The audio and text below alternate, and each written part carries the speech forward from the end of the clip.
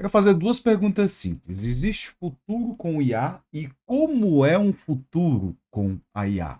Bom, se você não me conhece, meu nome é Vitor Osório, esse aqui é o Cafezinho, um vídeo sem roteiro onde eu converso sobre computação, desenvolvimento de software e temas correlatos. Hoje eu quero falar de IA. Basicamente, eu quero ler uma entrevista que saiu na Folha com entre aspas, engenheiro da Google falando sobre o futuro para o Brasil com IA. Então, vamos conversar?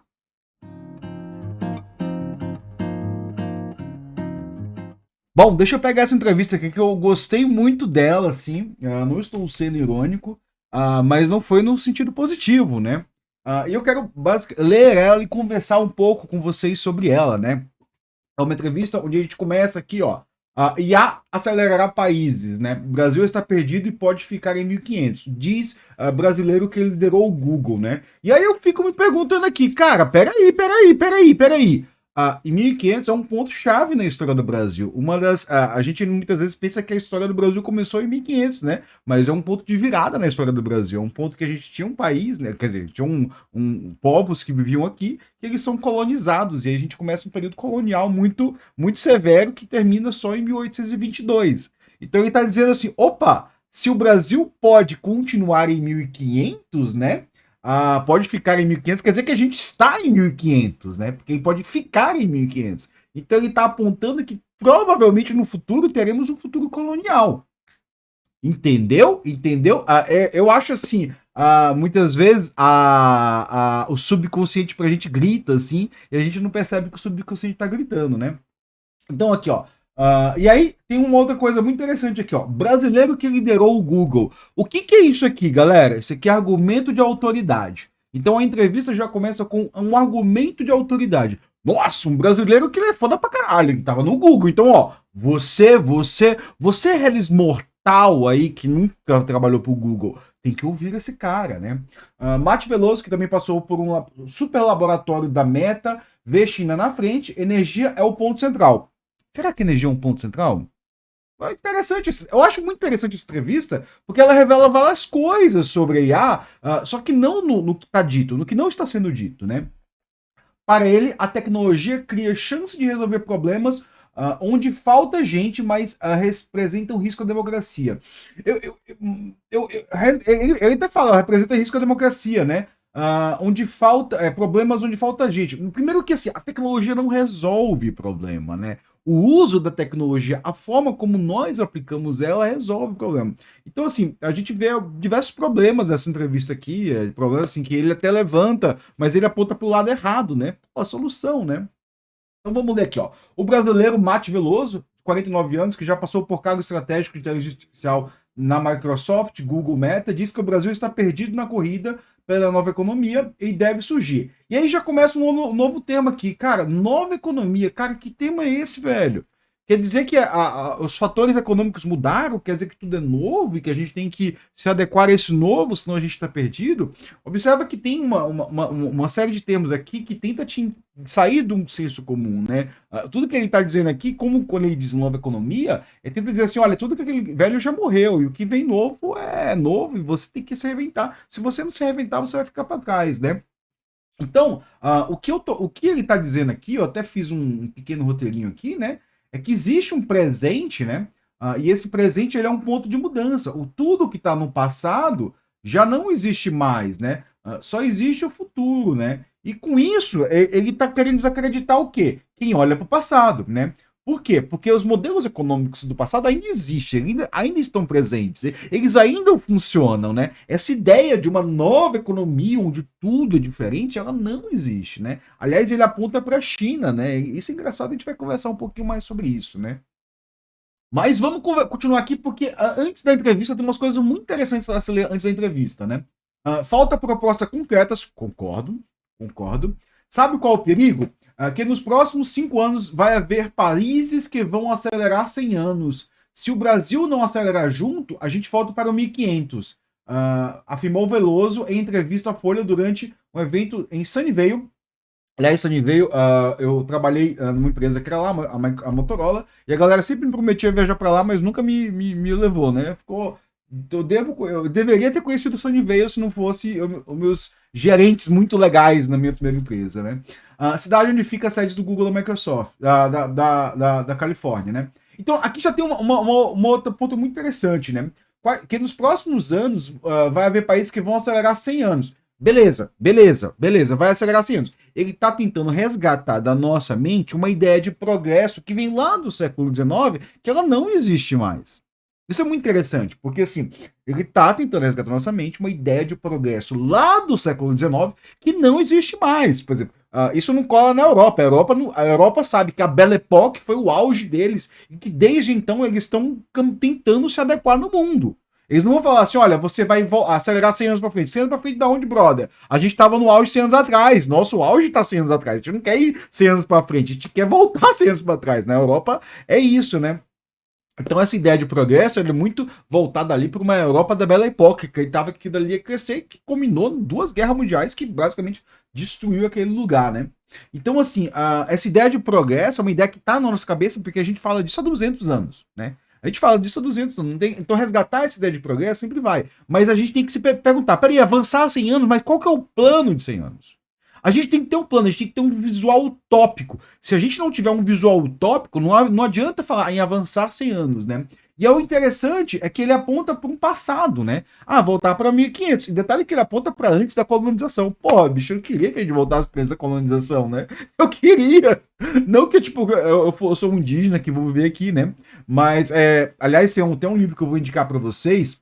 Esse carinha aqui, ó, 1499, o Brasil antes de Cabral. Toda vez que alguém aponta para um lugar no passado ali, antes de 1500, e tenta botar ele como atrasado, ultrapassado, a gente tem que ter a ideia que, tipo, era só um Brasil que não era Europa. A gente não conhece essa história, né?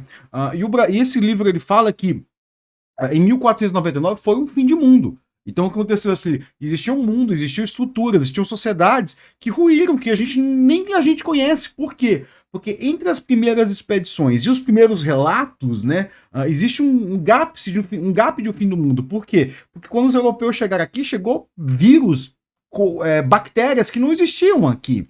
Então as populações morreu mais de 90% da população. Então cidades todas foram extintas, civilizações foram extintas, e o que a gente conhece é a sombra do que um dia já foi.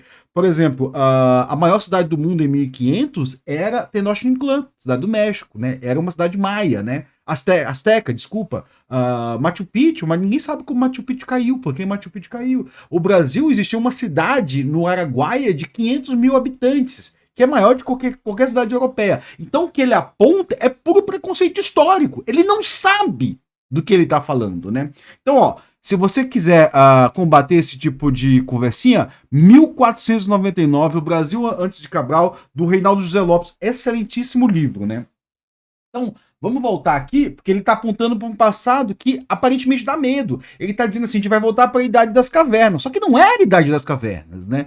No Brasil existiam cidades, né? Aliás, o livro fala que Amazonas chama Amazonas porque quando os primeiros navegantes espanhóis entraram pelo rio Amazonas, eles foram saraivados de flechas que pareciam que o céu cobria, que nem lá no 300 de Esparta, né? Que o céu cobria e ficava noite. E eles voltaram. E quando eles voltaram 10 anos depois, não havia mais aquela população. Tudo já não existia mais. Então, assim, a gente não conhece o Brasil de 1500, tá? É triste isso, na realidade, mas a gente não conhece o Brasil de 1500. Quando você aponta, o Brasil de 1500 é ultrapassado. Bicho, tu não conheces o Brasil. Tu só vê uma sombra daquilo que já foi, né? Então vamos voltar aqui, né? O Brasil acelerar juntos, né? Acelerar para onde? No ano passado, o executivo deixou a vice-presidente da Google, onde comandava o desenvolvimento de produtos de IA, para ir para o sublaboratório de IA que o Mark Zuckerberg montou com uma série de propostas bilionárias, né? Então, quando eu li isso aqui, né, eu pensei que ele é um pesquisador de IA, né? Você também pensa que ele é um pesquisador de IA.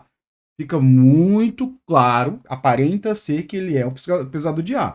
Só que se a gente descer lá embaixo, tem o raio-x. A Folha sempre faz isso, né? Bem legal isso aqui. Formado em ADM de empresa pelo UNB, aliás, essa é uma faculdade, né? Programador autodidata, Mate liberou times de IA no Google, onde foi vice... Foi para... Peraí. Qual que é a formação dele em IA? Tá vendo que ele é um burocrata? Ele não é um pesquisador de IA, ele é um burocrata. Então, assim, no fundo, ele manja de IA, como assim, tipo, olha, quais são as possibilidades de negócio com IA? Ele não. Ele é um burocrata, galera. Assim, onde ele é um burocrata. Leia-se isso. Ele é um burocrata, tipo aqueles burocratas de startup norte-americano que não manjam da tecnologia, mas eles ficam fazendo análise de mercados com a tecnologia, né? Então isso é importante, né? Não estou desmerecendo ele, mas a gente tem que ponderar um pouco o que o Google ou o que a Folha está falando sobre ele, porque dá a entender que ele é um pesquisador de IA, mas ele não é um pesquisador de IA, né? Então tem que ter muito cuidado como a gente imagina as pessoas, porque muitas vezes elas não são o que a gente imagina, né? No início desse ano, ele abriu mão de um contrato milionário para orientar do contrato milionário.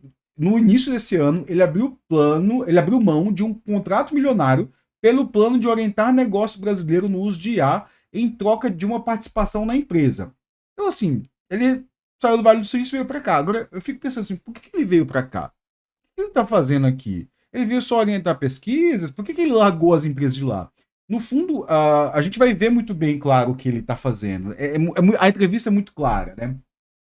Para o brasileiro, o país deveria investir em geração de eletricidade para entrar investimentos. Assim viriam processamento de dados, treinamento pessoal e dados, que são o novo petróleo para a criação de. É interessante usar o novo petróleo, né? Porque assim, o petróleo gerou aquecimento global, o petróleo gerou uma série de desafortunos para o mundo, né?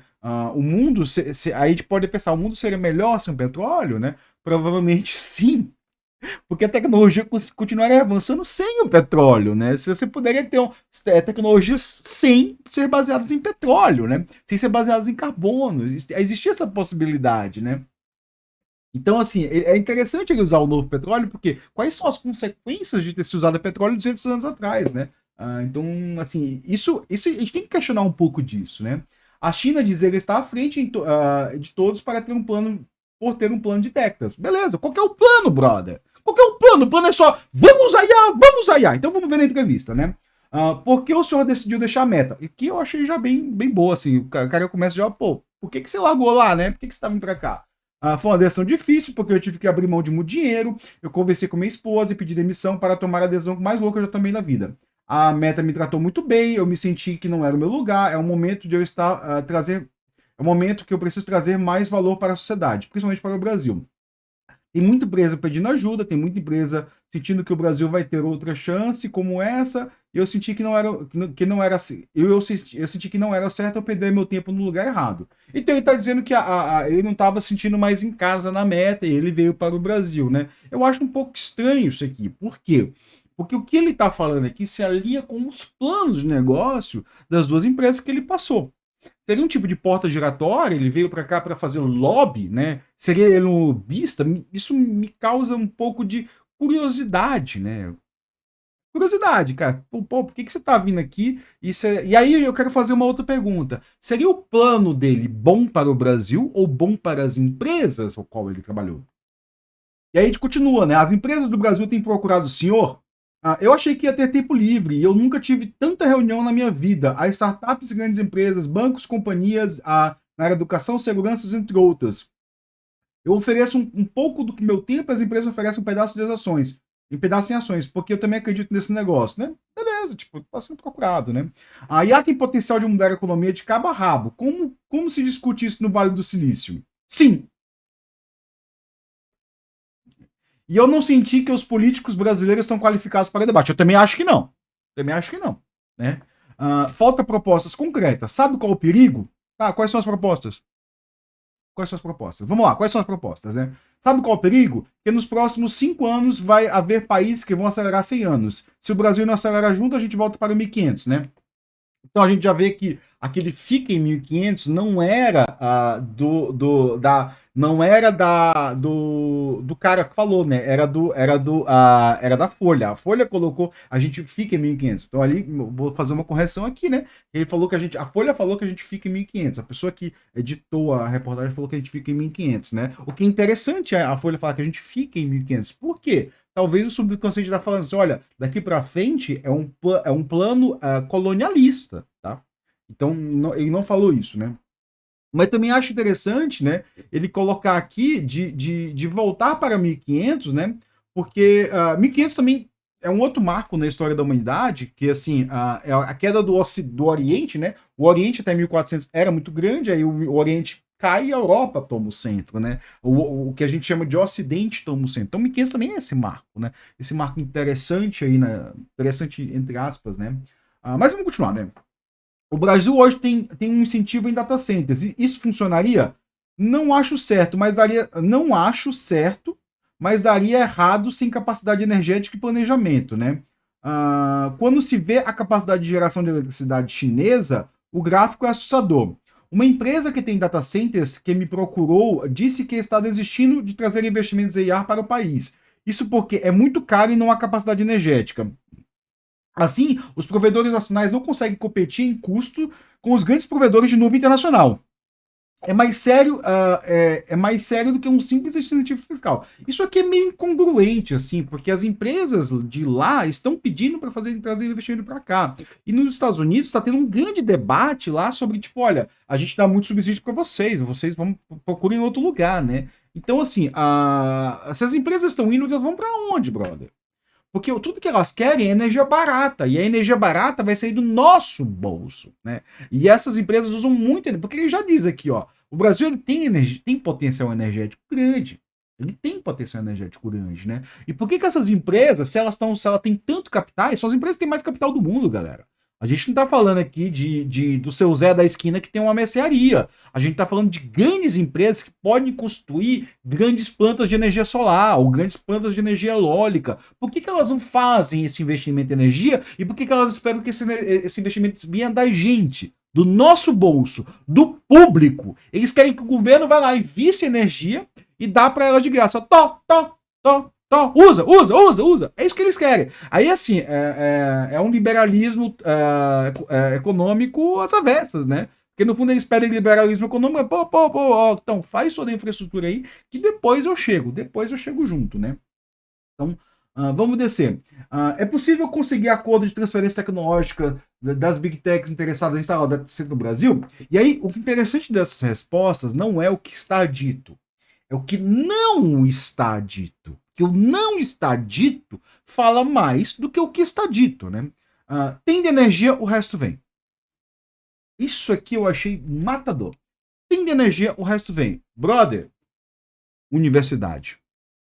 Não se traz tecnologia sem universidade. O Vale do Silício não foi construído porque tinha energia lá.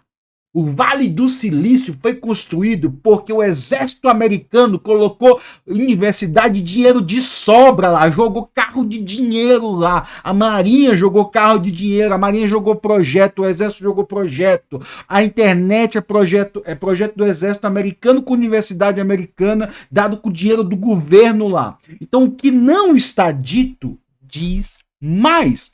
Porque quando ele vem, fala, tem de energia, o resto vem. O país da energia barata e pede computadores, qualificação pessoal e dados. É como se, tipo, olha, me traga galera formada. Não é assim. Porque esses data centers eles não vão empregar engenheiros de alta qualificação, né? Eles são automatizados. Isso aqui é falso. Isso aqui é errado. Se isso aqui fosse tão bom, as cidades americanas, estadunidenses, não estariam expulsando os data centers. Então aí sim, é um grande não dito, né? É um grande não dito. Ele joga uma falácia, né? Os dados precisam estar no Brasil. Sim, LGPD. Os dados precisam estar no Brasil. Né? Os datasets são os novos petróleo. Sim, beleza. Tá, cara, estou falando frase pequena aqui. Qual que é a relação disso? Mas assim, são um novo petróleo, isso é bom, isso é ruim. Qual que são as consequências da economia do petróleo? Pô? São extremamente valiosos para os criadores do modelo de IA. Então, o que ele está dizendo aqui é que é para trazer os dados para cá, mas eles são valiosos para quem? Para quem vai estar lá. Os criadores de modelo de IA é a Google, é a Meta, é a Anthropic, não é valioso para cá. Ele até diz isso. Então é uma notícia, uma entrevista que eu acho muito reveladora, assim, que a gente tem que ler. E ela parte do medo. O medo de. Isso aqui é um grande FOMO, né? Vou botar aqui, ó. Isso aqui é um FOMO, né? O Fear of Missing Out, total essa entrevista, né? Se o medo de estar perdendo algo. Ele fala assim: se a gente não entrar nesse trem, esse trem a gente vai perder. Só que eu acho que a gente está entrando no vagão errado. Entendeu? A grande questão que ele está apontando é que se a gente tem que entrar nesse trem. Eu concordo que a gente tem que entrar nesse trem. Mas a gente está entrando no vagão errado. Tem 3 possibilidades que você pode entrar num trem: como maquinista, como maquinista que controla para onde tem vai, como passageiro e como trabalhador. Ele está propondo a gente entrar no trem como trabalhador, nem como passageiro e nem como maquinista. Entendeu? Então a gente vai dar o quê? A gente vai dar a nossa mão de obra e vai ganhar muito pouco por isso. É isso que ele está propondo, né? Então vamos continuar. Infraestrutura é um ponto essencial. O que a China está fazendo, ela está produzindo capacidade de energia como se não houvesse amanhã. Mais ou menos, mais ou menos, mais ou menos. Também.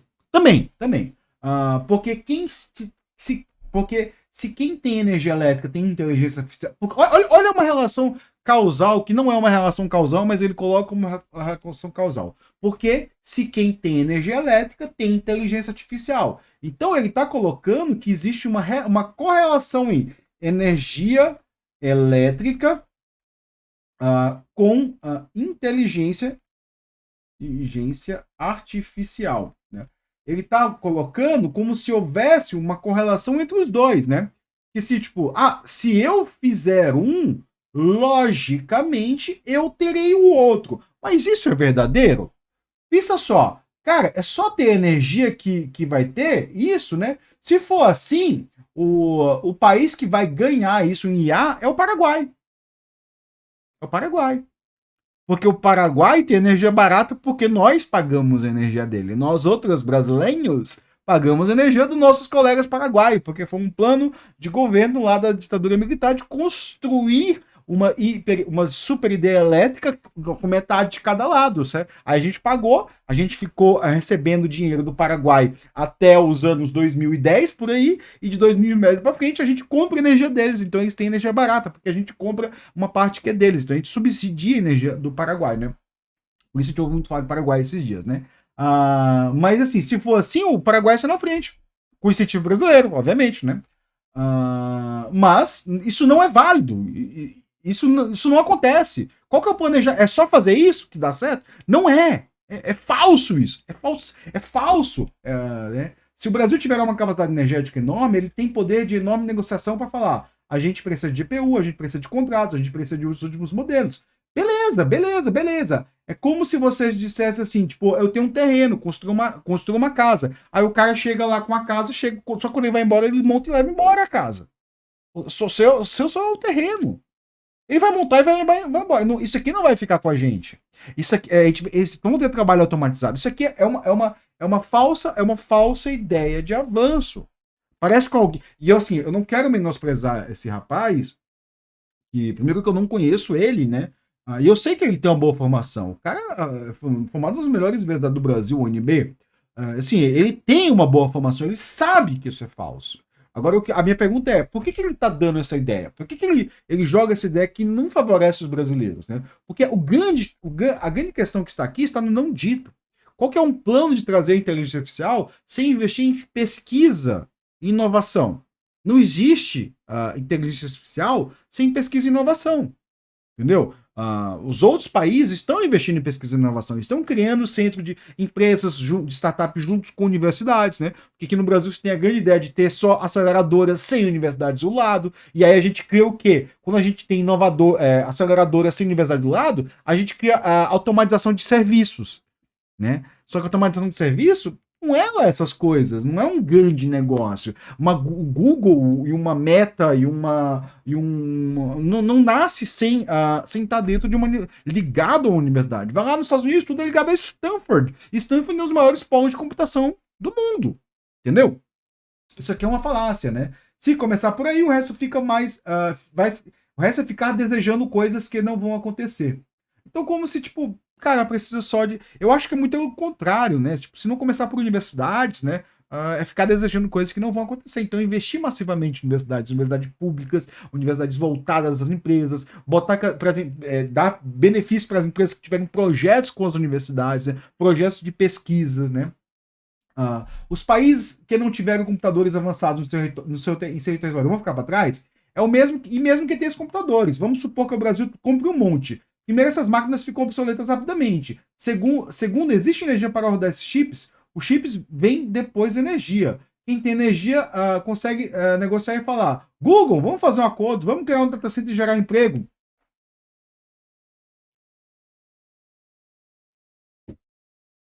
É sério isso? Esse é o plano? Não, não, não, não, não, não, não, não, não, não, não, não, não. Cara, o senhor ouviu alguma conversa nesse sentido? Eu não vejo esse plano. Eu conversei com políticos, eles conversam sobre planos de ensinar IA na escola. Isso é horrível. Isso é um investimento que daqui a 20 anos se paga. E as pessoas que aprendem IA, o que elas vão fazer? Elas vão para o exterior, que é onde vai ter emprego. Cara, existe um grande não dito aqui. Isso eu já falei em vários cafezinhos meus, né? O que é ensinar IA na escola? Ensinar a usar o chat GPT? É? Ensinar a usar, integrar essas IAs? Ou ensinar como é que a gente cria IAs, né? Inclusive, tem muita gente que... Eu já recebi até um blog no Blue Sky, né? Alguém que tava comentando lá que, ensinar IA na escola, todo mundo fala assim, beleza, né? Existem dois tipos de ensinar IA para a escola. Quando você pega, por exemplo, um currículo de algumas escolas de ensinar IA, é ensinar como usar a IA, né? Se você pega, por exemplo, alguns currículos, tem alguns cursos voltados a IA de universidades federais, você vai ver que não é isso. Não é só ensinar a usar esses modelos, é como gerar esses modelos, é como possivelmente ter bases para gerar esses modelos. Tem várias universidades que estão seguindo isso como modelo, criando ali um curso voltado para estatística, e IA computacional, né? O que é a parte computacional da IA, que é Deep Learning, Machine Learning, como é que a gente cria esses modelos, né? E isso é o ideal. Cara, se a gente vai investir nessa área, a gente tem que.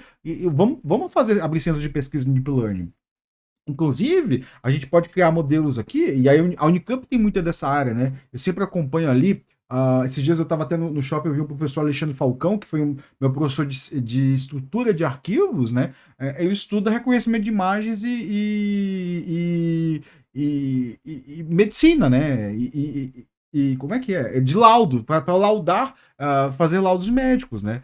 Ele tem vários artigos baseados nisso, em como reconhecer câncer. É uma área bem interessante e que IA pode ser bem usada, né? Como identificar câncer ali, quais são os métodos, né? Então, assim, é uma área muito boa que pode ser usada para criar equipamentos médicos, que pode ter áreas de inovação, pode ter empresas novas surgindo, criando equipamentos novos que vão. Cara, tem uma área toda aí, mas isso nasce na universidade e na conexão da universidade com as empresas. Agora, só ter universidade como a gente tem poucas universidades aqui, elas são xingadas todo dia, se você abre a mídia aí, todo mundo fala mal, principalmente esse jornal aqui que eu tô lendo, né? Então, só botar a universidade também não é. As empresas têm que olhar para a universidade e falar assim: o que eu posso inovar a partir daqui, né? As empresas têm que ter interesse na universidade, são pouquíssimas que têm, né? Para mim, a soberania é combater a desinformação, ter uma democracia que funcione e ter capacidade e infraestrutura de atrair os data centers, que vão atrair os dados, que vão atrair empregos, que vão atrair. Então, assim, parece. Até beleza, e fala de democracia aqui. Beleza, né? Combater a desinformação. Que desinformação que ele está combatendo, né? Provavelmente desinformação em data centers, porque é isso que está falando na entrevista, né? Ele não falou, para mim, assim, beleza, desinformação é um ponto central. E eu acho que alguém do Google, que trabalhou no Google e na Meta, seria muito útil para trabalhar em combater a desinformação e para favorecer a democracia. Mas não é mas não, quando ele alinha aqui com um debate sobre data centers, ele está dizendo que a desinformação é sobre data centers, né? Então aqui tem uma grande chave de interpretação para essa entrevista, porque são temas abertos. Eu posso interpretar essa desinformação como qualquer coisa, né? Só que dá a entender que é sobre data centers aqui, porque ele está fazendo. É preciso ter fundação que não está sendo construída. Então, assim, é preciso combater a desinformação de que data centers é preciso. E não é, galera. Não é. Isso aqui é desinformação, né? Qual o bom exemplo de construção de soberania hoje? A China está fazendo isso, a Ásia em geral, a Coreia do Sul, Singapura, todos eles têm uma concentração de doutores per capita que é uma coisa maluca. Tá aqui. Doutores per capita. Entendeu? Aqui, ó. Aqui a resposta, ó. Cara, não é porque eles têm energia, é porque eles têm doutores per capita. Você vê que ele se nega, né, entre uma resposta e outra. E uma resposta ele diz que é só ter energia. Só que na outra ele diz doutores per capita. O que ele está dizendo, né? Talvez ele tenha uma mentalidade do Vale do Silício. Essa é a grande questão. Ele tem uma mentalidade do Vale do Silício, onde doutores chegam de todos os campos do mundo, né? A grande galera que eu moro perto da Unicamp, né? Muita gente que se forma lá vai para o Vale do Silício, vai trabalhar nas empresas dos Estados Unidos. Porque o Vale do Silício é um grande atrativo de doutores, né? Mas essa realidade não se dá se você não é o centro do capitalismo, né? Se você não é o centro da economia global, né? E o Vale do Silício hoje é um dos centros da economia global, né? Então, para a gente ter isso, não é ter eletricidade, ou é a gente se tornar um centro da economia global. E como é que o Vale do Silício se tornou o centro da economia global? Não foi tendo energia, foi tendo a maior quantidade de doutores per capita. Assim, a gente ouve falar de computação na Stanford. Eu me formei, os grandes papers são da Stanford. Berkeley, são de Berkeley. Lá, o sistema de arquivo. Essa galera estava trabalhando lá nas telefônicas de lá. Na época, as empresas de telefonia, né? Então, assim, isso começou lá atrás, né? Isso começou lá atrás com investimento em educação. Então, o que ele está falando aqui, provavelmente, ele está aplicando uma lógica do Vale do Silício sem compreender que as condições do Vale do Silício não se aplicam automaticamente ao Brasil. Não é ter energia, que a gente sempre teve energia barata. O Paraguai tem energia barata. E vão vir doutores. Aliás, as pessoas que estão indo para o Paraguai, elas não são doutores em computação, doutores de engenharia elétrica. Elas não estão indo lá porque, nossa, tem muita energia aqui, eu posso jogar meu PlayStation e eu vou construir uma empresa de tecnologia. Não, não é isso. Não é isso. Gente que tá indo lá é gente que quer investir em mercadinho e investimento pequeno. E no Vale do Silício não começou assim, né? Vamos continuar aqui, né? E é uma coisa maluca. Tem investimento, eles estão atraindo pesquisadores, eles estão atraindo os pesquisadores. Ou seja, tem um investimento e eles estão atraindo pesquisadores. E esse investimento, ele fala, começa com infraestrutura. A China tem 1000 defeitos, mas eu acho que o Brasil está politizando. Tudo vira uma politização. Tudo vira esquerda versus direita. A gente não percebe onde vai para frente. A China tem um plano de décadas. Sabe como é? Bicho, tá... Caralho! Ele tá com a resposta na cara dele, mas ele não consegue falar. Bom, por que a China tem um plano? A China, ela é um país que ela é baseado numa revolução comunista. Ela tem um plano quinquenal, que é dado pelas convenções do Partido Comunista. Então, quem define esse plano é o Partido Comunista Chinês, tá? E aí, esse plano, ele é quinquenal, ele é um plano de médio prazo e com objetivos também de longo prazo. Então, quem que faz esse plano é a própria China, ela tem soberania. O que acontece com o Brasil é que o Brasil ele não é um país soberano. A gente o tempo todo fala assim, os investidores internacionais, eles estão querendo que o Brasil corte investimento principal em educação e saúde. A China não acontece isso. Você não vai chegar lá e falar assim, Xi, corta aí, cara, para de investir em educação, não tá valendo a pena. Cara, o negócio é você cortar os gastos aí, corta tudo que eu vou investir em você. Não! Os caras pensam lá porque a China faz o quê? A China construiu a maior malha ferroviária da história da humanidade nos últimos 20 anos. Tá falando de 2000 para cá.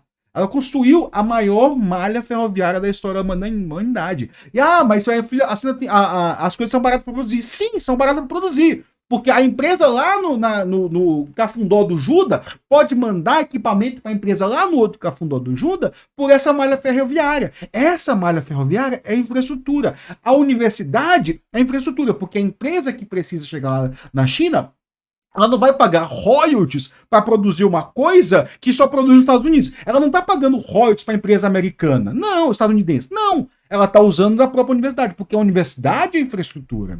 A universidade, a malha ferroviária, as cidades chinesas são infraestruturas. No Brasil, se a gente precisar construir infraestruturas, cadê a nossa malha ferroviária? Cadê as universidades? Como é que a gente vai construir uma infraestrutura numa cidade onde um pesquisador passa 5 horas dentro de um carro porque a porra de uma marginal está lotada? Entendeu? Eu trabalhei em empresas de pesquisa lá em São Paulo. E as pessoas que trabalhavam lá, elas ficavam... Tinha uma moça que falou que acordava 4 da manhã. Saía de São Bernardo e chegava na empresa às 8 da manhã. Acordava às 4 da manhã e chegava na empresa às 8. Entendeu? Esse é o pesquisador brasileiro que perde tempo em infraestrutura. O chinês não perde tempo. Esse tempo que o chinês está lá, ele pode estar estudando, ele pode estar lendo, ele pode estar dormindo, ele pode estar fazendo o que ele quiser. Mas ele vai se tornar um profissional mais produtivo porque é um país que tem infraestrutura. E esses caras estão dizendo pra gente para cortar coisas e não investir como a China. Se a China é o exemplo, que usemos a China como exemplo. Não é cortar eu quero só isso aqui da China. Porque, olha, a China tem investimento em eletricidade, né? Só eletricidade. Eu posso dizer uma coisa aqui? Eu fiquei 3 anos fazendo mestrado. Quando eu fazia mestrado, terminei esse ano. Eu li uns 500 papers, por aí. Mais da metade dele tinha lá, investimento num fundo chinês tal. Então, assim, a maioria dos papers ali eram de pesquisadores que tinham dinheiro para ficar estudando. Entendeu?